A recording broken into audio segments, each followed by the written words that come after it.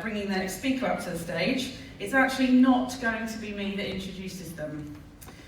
Now that's a shame for me, but an amazing privilege for Mike, who I literally couldn't think about anyone in her life that would be better than to talk about how amazing she is than Mike, who works so closely with her. So Mike, join me on the stage and give it up for Mike Coleman.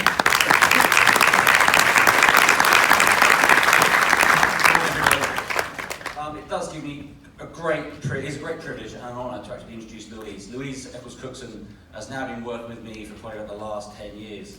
And I've had the privilege of seeing how she has grown as an individual during that time.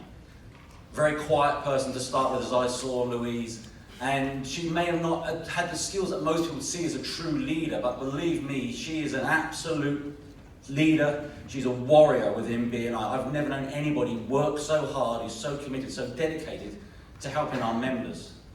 She's committed, she's loyal, she's passionate, she's tactful, and she's absolutely awesome at what she does. She done an awesome presentation last year at her very first time on stage, and I know she's absolutely going to blow you away today. I was just thinking about what's the greatest compliment I can give to Louise, and it's this. I just hope that when my children grow up, I can be as good a father to them as I know she is mother to her children. Please welcome Louise Eccles.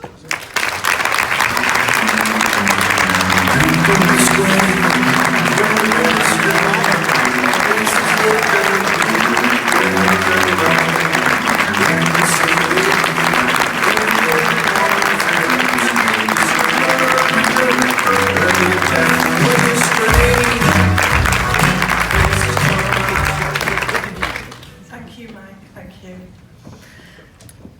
In the same length of time that this presentation takes, 5 families will lose their home, 4 people will be declared bankrupt, and 1 person will sadly commit suicide.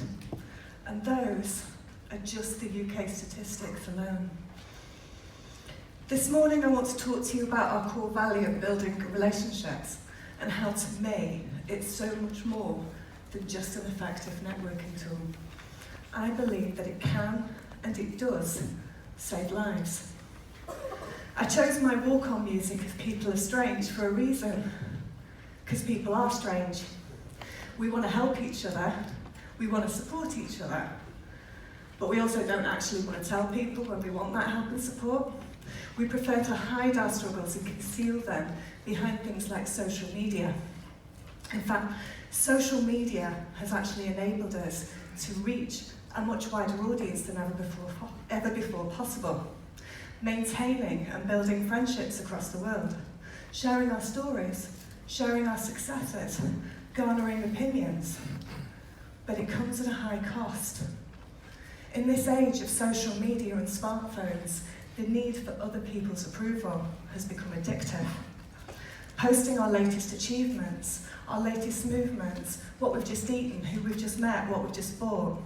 Checking our phones so regularly that it becomes an unconscious habit, a compulsion. How many hearts, comments and likes has your latest post created? Who's WhatsApped you? Who's messaged you? Who needs you? Too many of us actively seek the approval of a faceless audience just for that moment's gratification. Interrupting conversations to check alerts on our phone, or not even bothering to look up when somebody else is talking to us. And the worst bit, half of us don't even realise we're actually doing it. We can start not feeling good enough, competing with our friends to portray that ideal happy lifestyle, where in reality, we're actually just posting to cover up how much we're hurting, how much we're suffering. Focusing so much on what we don't have, realising comparing ourselves against unrealistic expectations set by the media designed to make us feel worse about ourselves, just to sell products and services. This builds up, and some people fall deeper down the rabbit hole, until eventually that feeling of self-doubt starts enveloping us, that bubble of self-doubt, self-worth, self-criticism, and suddenly you realise that the ideal world you always thought you'd live in doesn't actually exist. Something went wrong somewhere along the line. You start to feel a failure and totally alone. That's what depression can feel like. It certainly did for me. Amongst my preparation for this presentation, I did a quick Google search. I typed in studies in social media, and sadly the top option was depression and loneliness. So I want to tell you today that in BNI, we're not alone. My BNI experience increased tenfold once I understood and appreciated the impact of sharing our stories, sharing our successes, but most importantly, listening to other people. I believe it's meant to be that I'm actually stood here on this stage today. The last conference held here was in 2015, and I can honestly tell you I was a totally different person. Akil Rajib stood on the stage and he shared an amazing story. He shared how he'd gone from being a successful business owner to losing everything. He lost his home, he lost his business, his car, he went bankrupt. He had to make decisions on how to spend his last 20 euros on food or fuel for an interview. He shared how he broke down on returning home one day and seeing his son's baby socks on the top of the washing pile. And he realised that actually being successful again wasn't his true motivation. Actually getting his home back and creating stability for his family.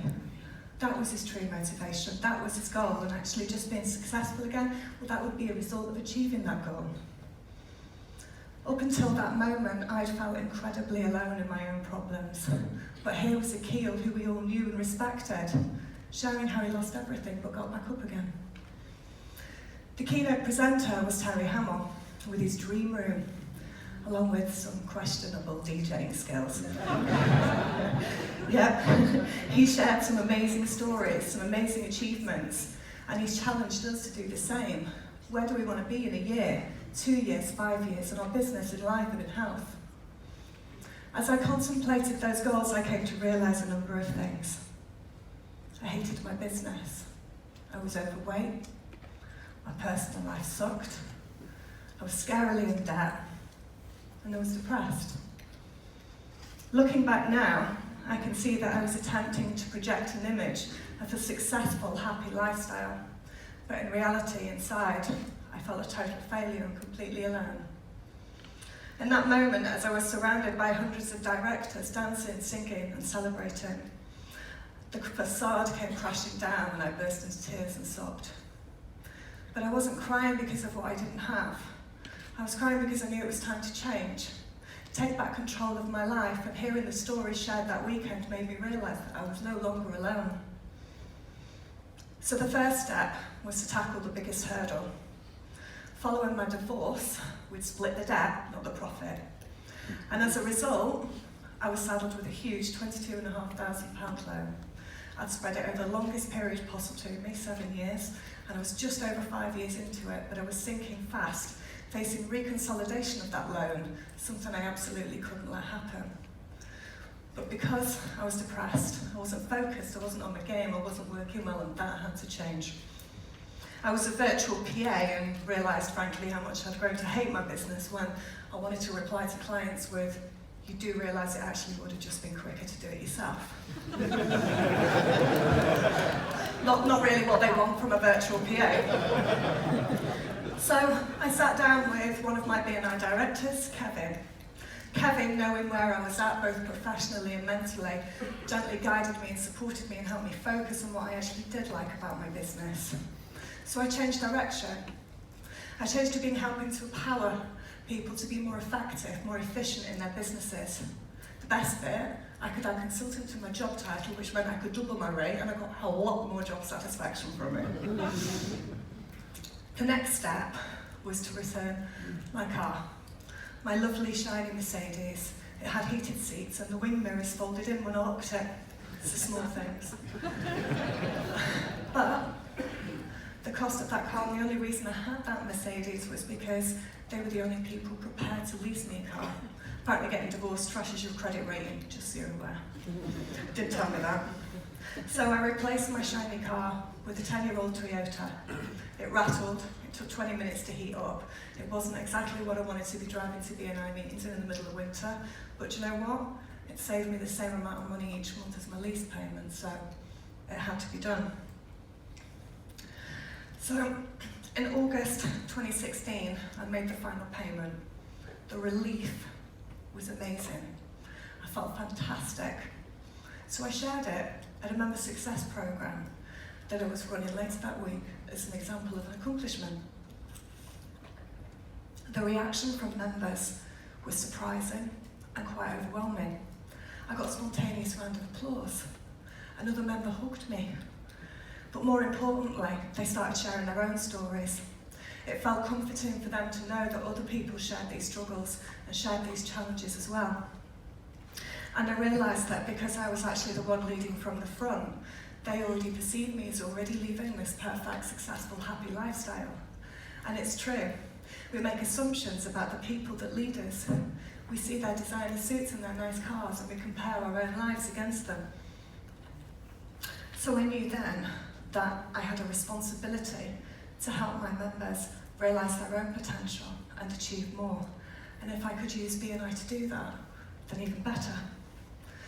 So we have a regional purpose. That's to help our members build the businesses of their dreams and lead a happy and healthy lifestyle. And we repeat this at every opportunity, at training workshops, at forums, at events, because we want our members to know that they mean so much more to us. We want them to see their own potential.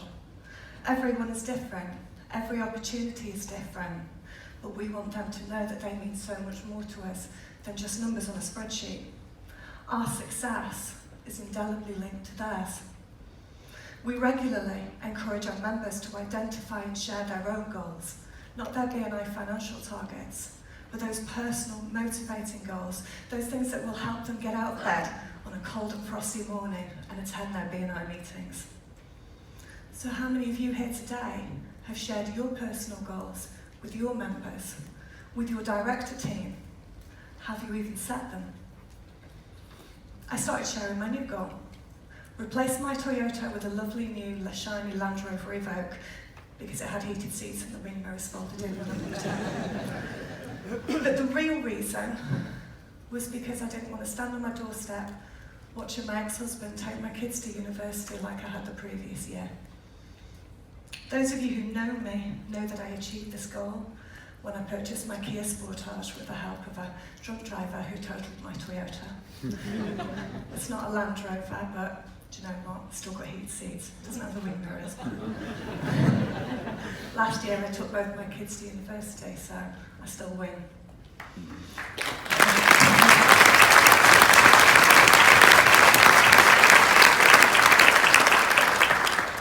If we really want to build effective relationships, then we need to look beyond the business and professional side of things. What challenges are our members facing in our businesses, in their lives? What are we missing that's right under our noses? It's amazing what happens when we start sharing our own stories, when we become vulnerable and we lead by example to help our members, and we create that safe environment for them to share their own struggles. Some are similar to mine, paying off debt, buying a new home, or taking on staff so they can go on holiday for the first time in ages. And some are much worse, and that safe environment is what they need to be able to confide in us, but only if we listen. Last year, a member was removed from one of my chapters by the vice president who'd opened his category on absence 4. If he'd have spent more time building relationships with that member, he would have realised that his wife's mother was terminally ill. She'd flown back to Poland to be with him, or with her rather, leaving him with a very busy business, 2 small children and a distraught wife in another country he couldn't console. He felt totally alone. Yet just last month I had a member ring her vice president to say that she was finding things difficult. She was struggling since her father had passed, in a business, in life, in a BNI membership, and she needed a bit of time out. Within an hour, they'd rung around the committee and the member closest to her in the chapter who was on her doorstep supporting her. She's still a member, and she's definitely not alone. My own mum was diagnosed with stage 4 cancer earlier this year. This is a bit I knew would go wobbly. And I've shared it with members because I want to take time out to spend with her and sit with her during treatment. It's not something I can hide. Members have been amazing, reaching out, offering support, sharing their stories. Directors all over the country have done the same, or just let me know they're thinking of me. My own director team have been amazing, helping me, supporting me, taking on roles. I am definitely not alone. So how do we build strong relationships? Well, we're taught in B&I, it's all about the one-to-ones, getting to know more about each other's businesses, more about each other, so that we want to help each other, we want to support each other. In other words, developing know, like, and trust. But is that it? Is that all there is to it? Absolutely not. We have to start leading by example. We have to share our own stories and become vulnerable in front of other members and share our experiences and our challenges. And we can do this in things like education slots, training workshops, core group meetings. But we have to start and we have to do it in person. And we can still do so much more. We found that chapters where we moved their breakfast to after the meeting, the relationships were so much better, because frankly it's much easier to actually build relationships when you're not balancing a coffee, a sausage muffin and trying to take somebody's business card. Socials. Phil talked about socials before. Attend them. Encourage regular socials. It's much easier to build relationships. And get them to invite their partners. Their partners start feeling part of that community. They start feeling part of B&I. They understand what it is more, and they can help with that. We build friendships. I've got members who hike together, train together, do sporting events together. When I remarried a couple of years ago, most of the people at my wedding reception were B&I members, both past and present, that I consider friends. And yes, just to clarify, Luke is the only one there that wore a pin. So social media has its place, marketing our businesses, creating awareness, sharing stories and having a laugh, but it should never be a replacement for building relationships in person. I absolutely believe that B&I is the best place to do business, creating communities, creating opportunities. We often say, where else can you be in the room with so many different people and so many different business experience and expertise, a bit of tax advice, a bit of legal advice. And my favourite, how do you defrost your pipes in the winter with a hairdryer? But how about looking at it a different way? Where else can you be in the room with so many people in so much different business life experience, where people share your challenges, share your struggles? It's not just a great business network, it's also a great support network. As business owners, we can get so bogged down in the day-to-day running of things that we forget, and we think we're the only people dealing with it. If we have staff, then that just makes it worse, because it's not just our family relying on us, it's our staff and their family relying on us too. And we can start to feel completely alone and like we're the only ones dealing with it. So I've been involved in B&I now for over 15 years, and I've experienced it from many different places. As a member, as a director, and now running a region. I've also experienced it from many different emotional places, from a happy place, a deeply depressed place, and then long road again to a happy place once again. I said at the beginning that B&I can and does save lives, and I absolutely believe this. I don't think it's such an outlandish claim.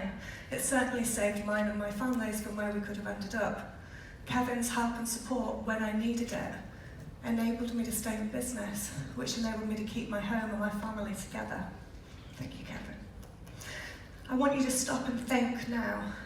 How many times have you answered, "How are you?" or "How's business?" with "Fine, everything's great, yeah, no problem." How about you? Knowing full well that actually that's total rubbish and life's pretty hard right now. How often have we not really listened to members when they've said the same thing and missed something under our nose? The biggest lesson that I've learned in B&I is that in order to build great relationships, then we need to be interested in others. We need to listen, actively listen, be passionate, be genuine, be ourselves. B&I isn't about those of us here today, it's about our members. The second it becomes about our achievements, our goals, our numbers, then we lose. Building relationships is the key to give us gain. Without taking the time to build them, people won't want to do business with us. They won't want to help us. If we're lucky, then we can also build some great friendships along the way. There's the potential to have a huge support network around us, and it's our jobs to help our members understand that by building great relationships, we can help them have a BNI experience that is so much more than just thank you for the business.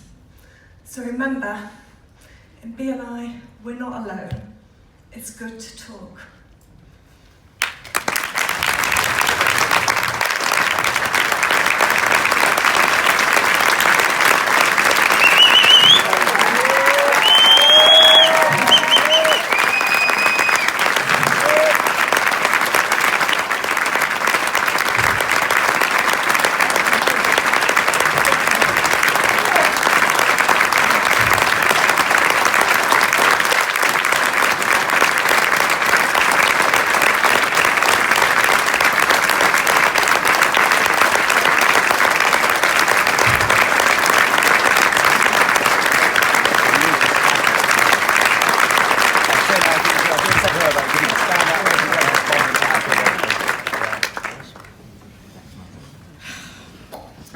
Well, good luck, Russ.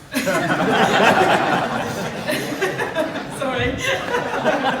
There's not much more I can say about that, really. And I would be very wrong to try and take any words away from that.